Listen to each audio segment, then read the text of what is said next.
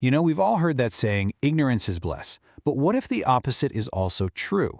What if being incredibly intelligent comes with its own set of, well, burdens?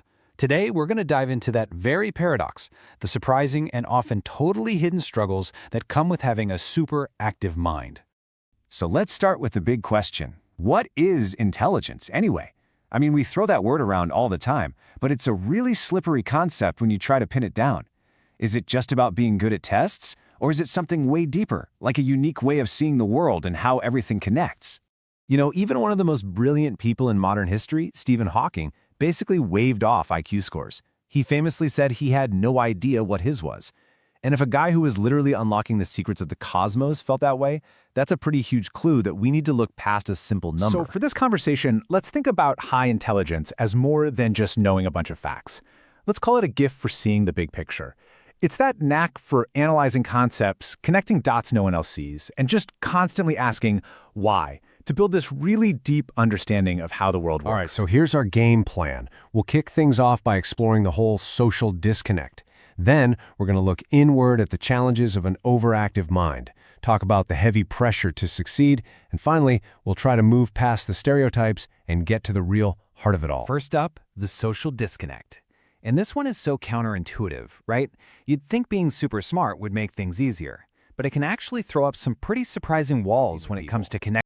Okay, have you ever been in a conversation, you're smiling, you're nodding, but in your head you are a million miles away? Yeah. For a brain that loves to sink its teeth into big, complex ideas, small talk about the weather can feel like, well, torture. It's not about being rude, it's just a craving for something. This quote just nails it, doesn't it? It's not about being judgmental at all. It's just about what fuels your mind. Highly intelligent people get a real charge out of debating abstract ideas. You know, art, science, philosophy.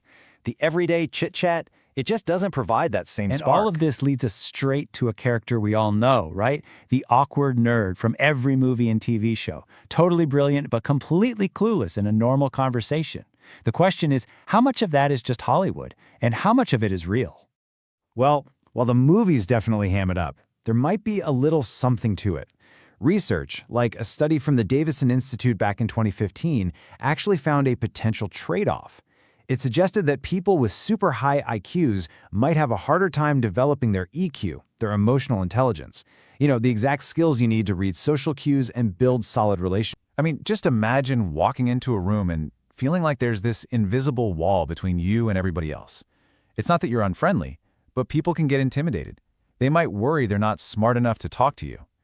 And that's a heavy, heavy burden that can lead to some real loneliness.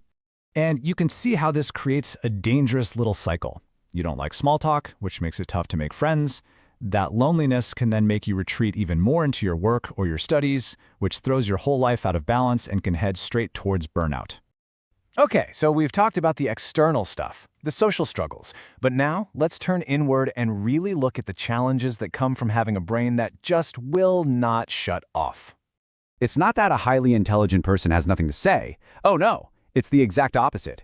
Before they even open their mouth, their brain has already run a dozen simulations, considered every possible angle, and thought of all the counter-arguments. So on the outside, it might look like they're just quiet, but on the inside, it's a total whirlwind. And all that constant thinking can lead to a really common problem, paralysis by analysis. I mean, being able to see 10 steps ahead is amazing, but when you can see 100 different outcomes for even a simple decision, how do you ever make a choice? You just get stuck, looking for that one perfect answer that probably doesn't even exist. Think of it like this. A highly intelligent mind is always hungry. It constantly craves stimulation, new problems to solve, new things to learn. So when it's stuck doing simple, repetitive stuff, it gets so bored and restless. It's always looking around for its next big intellectual meal. So you take that restless internal engine and you combine it with all those external social challenges, and it all funnels into one of the heaviest burdens of all, this immense pressure to succeed.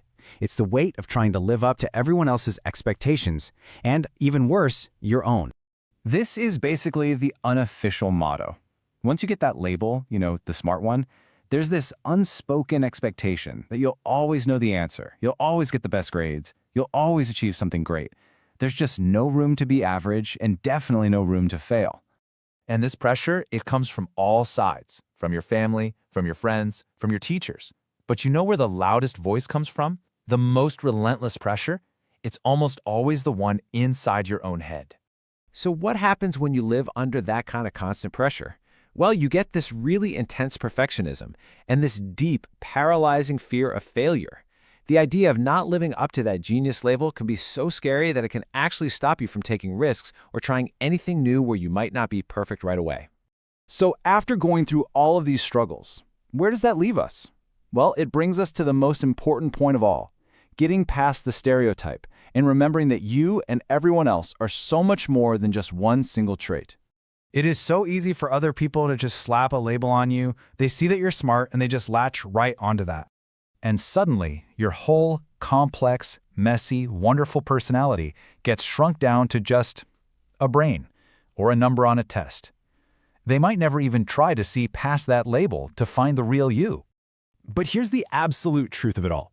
What other people think, it doesn't really matter. True self-worth, it doesn't come from anyone else telling you you're smart. It comes from you accepting every single part of yourself, the brilliant parts, the awkward parts, all of it. So I'm going to leave you with this question to chew on. In a world that is obsessed with measuring and labeling everything, how can we make space to embrace all the parts of ourselves, especially the parts that you can't just put a number on or list on a report card?